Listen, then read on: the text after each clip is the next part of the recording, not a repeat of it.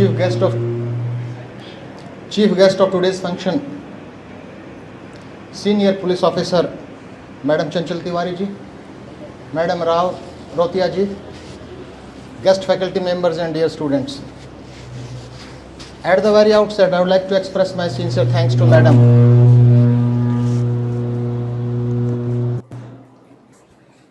on behalf of each and every unit of School of Studies in Law.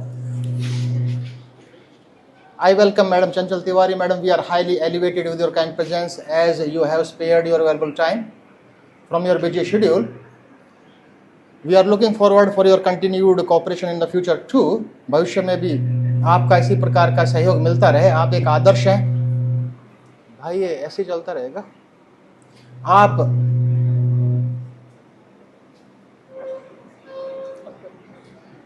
आप सभी एक विद्यार्थियों के लिए एक आदर्श है, एक मिसाल हैं और आपकी उपस्थिति सभी विद्यार्थियों के लिए एक प्रेरणा स्रोत है. और आशा करता हूं कि आपके वक्तव्य से खासकर हमारी बालिकाएं बहुत अधिक प्रेरित होंगी. मैडम, मैं आपको बताना चाहूँगा कि यह अध्ययनशाला 3 विभिन्न कोर्सेज का संचालन करती है.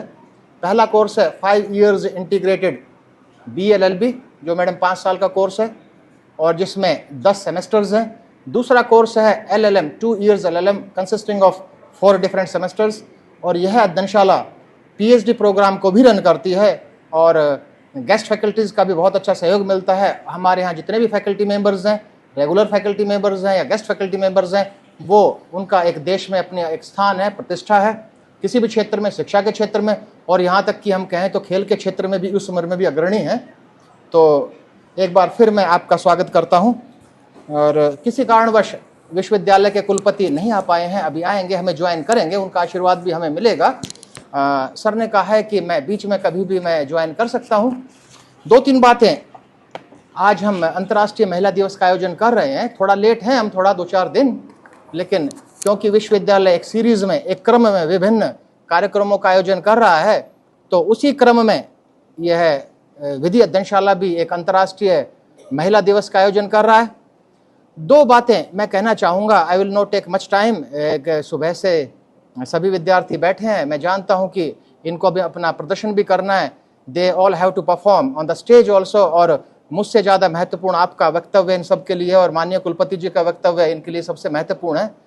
2 शब्द हैं, 2 टर्मिनोलॉजीज हैं जिनका उपयोग आमतौर पर किया जाता है. पहला जेंडर डिफरेंसेस, तो उसमें हमें संकोच नहीं करना चाहिए. जेंडर डिफरेंसेस हैं, अंतर हैं तो हैं.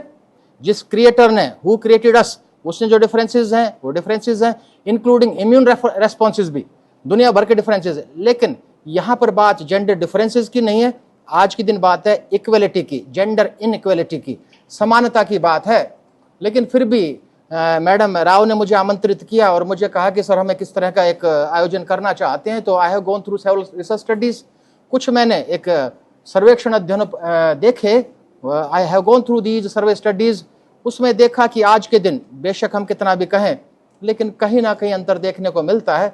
स्पेशल चाहे जर्नलिज्म के क्षेत्र की बात करें, खेलों के क्षेत्र की बात करें, including I have seen one survey study कि जिसमें मीडिया कवरेज भी लगभग पुरुषों की तुलना में 4 से 5% है. तो ये चौंकाने वाले तथ्य हैं. एक ऐसे तथ्य अनुसंधान के आधार पर, और ये तथ्य किसी सामान्य शोध पत्रिका में प्रकाशित नहीं हुए. ये तथ्य उस शोध पत्रिका में एक प्रकाशित हुए हैं जो इंडेक्स्ड है स्कोपस में, वेब ऑफ साइंस में, पबमेड में, जो कि अनुसंधान के क्षेत्र में एक अग्रणी डेटा बैंक है.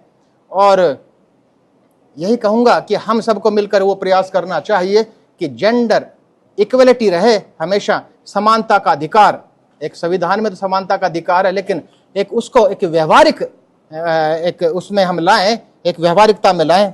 2 बातों की बात की थी, एक की बात हो चुकी है. एक बात और विद्यार्थियों से करना चाहूंगा मैं कि आजकल जो नेशनल एजुकेशन पॉलिसी है, आप दुनिया भर के भाषण सुन चुके हैं. नेशनल एजुकेशन पॉलिसी के बारे में जो नई शिक्षा नीति है, उसमें अभी आज के दिन सेंसिटाइजेशन प्रोग्राम का आयोजन किया जा रहा है दुनिया भर के. और वो केवल विद्यार्थियों के लिए नहीं, वो सेंसिटाइजेशन प्रोग्राम शिक्षा के क्षेत्र के हर स्तर के व्यक्ति के लिए, प्रोफेसर के लिए भी है, एसोसिएट प्रोफेसर के लिए भी है, असिस्टेंट प्रोफेसर के लिए भी है. लेकिन उस सेंसिटाइजेशन प्रोग्राम में विद्यार्थियों के लिए स्पष्ट रूप से कहा गया एकीकृत विकास, इंटीग्रेटेड डेवलपमेंट. यदि कोई भी व्यक्ति विशेष किसी भी क्षेत्र में यदि कोई भी व्यक्ति विशेष विभिन्न किसी भी क्षेत्र में एक उच्चतम शिखर तक को प्राप्त करना चाहता है तो इंटीग्रेटेड डेवलपमेंट इज एसेंशियल, एकीकृत विकास चाहिए। तो प्रश्न उठा, since we all curious by nature, कि एकीकृत विकास किसके बीच में? Body, mind, intellect and soul. हम केवल एक माइंड से चलें संभव नहीं है, एक साइमल्टेनियस डेवलपमेंट हो और एकीकृत विकास हो। और कैसे एकीकृत विकास हो? शायद माननीय कुलपति जी आ गए हैं, मैं बीच में अपने वाणी को विराम दे दूंगा, लेकिन मैं एक उदाहरण के साथ समझाना चाहूंगा कि मोस्ट ऑफ अस स्पेंट, चाहे लड़कियों की बालिकाओं की बात करें चाहे बालकों की बात करें, माननीय कुलपति जी का आगमन हो चुका है।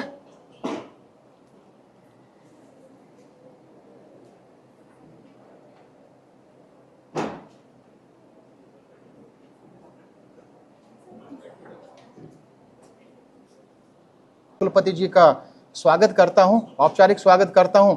और सब विद्यार्थी, सब शिक्षक, गेस्ट फैकल्टी सब जानते हैं कि माननीय कुलपति जी को लगभग 1 साल पूर्ण होने को आया एज ए वाइस चांसलर कुलपति जी के रूप में। लेकिन आप देखेंगे कि काफ़ी परिवर्तन हुए हैं। लेकिन एक बात आप सबके सामने है कि सब विभागों में परिवर्तन हुआ है, लेकिन इस विभाग को जो सुविधाएं मिली हैं दूसरे विभागों की तुलना में अधिक सुविधाएं मिली हैं। और इस विभाग के प्रति माननीय कुलपति जी का एक विशेष आकर्षण भी है और हमेशा पूछते भी रहते हैं कि क्या स्थिति है विभाग की। और जो भी इस विभाग ने जिस तरह की भी एक आवश्यकताओं के लिए एक सर के पास आग्रह किया, वो हमेशा हर आवश्यकता को सर ने पूरा किया। सर, मैं आपका स्वागत करता हूं। और एक बात मेरा जो वक्तव्य था, एक अंतिम बात बची थी, बात कर रहे थे नेशनल एजुकेशन पॉलिसी की। तो नेशनल एजुकेशन पॉलिसी में भी जो सेंसिटाइजेशन प्रोग्राम्स हैं उसमें एकीकृत विकास की बात कही गई है। एक अंतर्राष्ट्रीय महिला दिवस के बारे में या जेंडर इक्वलिटी के बारे में, एक समान अधिकार के बारे में, महिला पुरुष के बारे में तो बात हो चुकी है। मैं अपनी ओपिनियन दे चुका हूं और उसको व्यवहारिकता में उतारने की आवश्यकता है। लेकिन एकीकृत विकास एक बालक और बालिकाओं के लिए केवल अंतिम 2 मिनट में एक मैसेज देना चाहूंगा जो कि बहुत जरूरी है। यदि आप किसी भी क्षेत्र में एक उच्चतम शिखर तक प्राप्त करना जाना चाहते हैं या अर्जित करना चाहते हैं, उसके लिए एकीकृत विकास, और स्पेशली जितने भी Madan Mohan Malviya teacher training centres हैं उन्होंने एसेंशियल एक सेंसिटाइजेशन प्रोग्राम एक है जो कि आयोजित किया जाता है समय समय पर देश के विभिन्न विश्वविद्यालयों के द्वारा, जिसमें एकीकृत विकास, जो कंटेंट्स है, जो सिलेबस है, जो पाठ्यक्रम है, उसमें एकीकृत विकास के लिए एक स्पेशल बल दिया गया है। और वो एकीकृत विकास किस किस का? वी ऑल आर क्यूरियस, हम सब जिज्ञासु हैं। तो एकीकृत विकास चाहिए body, mind, intellect and soul, शरीर, मन, बुद्धि और आत्मा। इनका एकीकृत विकास के बिना कोई भी व्यक्ति विशेष बहुत अच्छा स्थान नहीं प्राप्त कर सकता किसी भी क्षेत्र में। फिजिकल डेवलपमेंट की, एक शरीर के विकास की मैं क्या बात करूं, यदि हम एक इंटेलेक्चुअल की भाषा में बात करें, it is like a hologram. भाई शरीर तो होलोग्राम है ना, कि anything takes place on any part तो पूरे इफेक्ट करेगा शरीर को। लेकिन ध्यान दें कि body and mind can not be separated.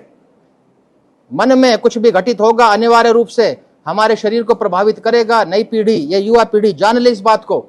और इसके साथ साथ बात करें कि यह body is affected by our thought and emotions also, कि हम किस प्रकार के विचार हमारे मन में उत्पन्न होते हैं। मैं एक छोटा सा एग्जाम्पल है, व्यंग्यात्मक लेकिन बहुत अच्छा मैसेज छोड़ता है। भाषा चाहे कैसी भी हो। मैं एक प्रगाढ़ विद्वान का, ऋषिकेश से योग के एक्सपर्ट आए हुए थे, उन्होंने एक शब्द को यूज किया कि मन के बारे में, कि हम सब जानते हैं मन चंचल है। तो उन्होंने एक व्यंग्यात्मक शब्द का उपयोग किया, लेकिन नई पीढ़ी जान ले कि वो व्यंग्यात्मक शब्द एक मैसेज छोड़ती है, बहुत एक महत्वपूर्ण संदेश छोड़ती है कि हमारा मन तो बेवफा सनम है। बेशक इस प्रकार का शब्द है, लेकिन बेवफा सनम कितना बड़ा मैसेज छोड़ता है कि वो हमारा मन हमारे साथ बेवफाई कर सकता है कभी भी। जरूरी नहीं कि जो आपका मन हो आपके हित में हो, वो आपके हित में हो भी सकता है, वो आपके हित में नहीं भी हो सकता है। तो we have to control our wandering mind आज की युवा पीढ़ी के लिए। तो और मन की बात करें तो एक छोटे से एग्जाम्पल के साथ, मन के साथ इंटेलेक्ट की बात करें। अकेला मन से कुछ भी उठा तो इंटेलेक्ट का हम उपयोग नहीं करते हैं। हमेशा मन ने जो कहा हम कर डालते हैं, लेकिन we should utilize our intellect also. Analysis करें, अच्छा जजमेंट लें, निर्णय लेने में सहायक होता है। और आत्मा का भी बहुत अधिक महत्व है। एक अंतिम उदाहरण के साथ मैं समझाने का एक प्रयास करूंगा कि कई बार मान लीजिए ये विद्यार्थी है, काल्पनिक उदाहरण, कुछ घटना ही की, और ego resides in our mind, हमारा ईगो हमारे माइंड में रिजाइड करता, हम सब जानते हैं।